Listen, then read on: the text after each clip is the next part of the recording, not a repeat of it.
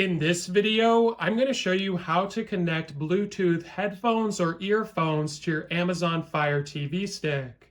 So the first thing you want to do is grab your controller and we're going to scroll on over to the settings cogwheel.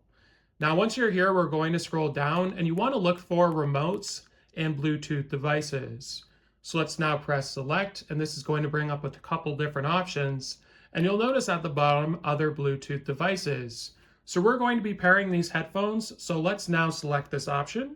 And we can already see the headphones because I've attached them previously.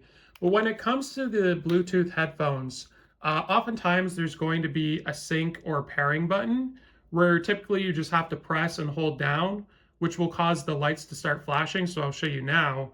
And that puts it into pairing mode. So all you need to do, I think it's flashing, is to go to add new Bluetooth device. This puts your TV or FireStick into pairing mode.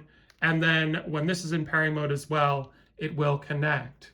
So this is a great way to, use your TV, use your FireStick without it blaring out noise through your headphones. So hopefully this video is helpful. Like and subscribe, and we'll see you in the next one.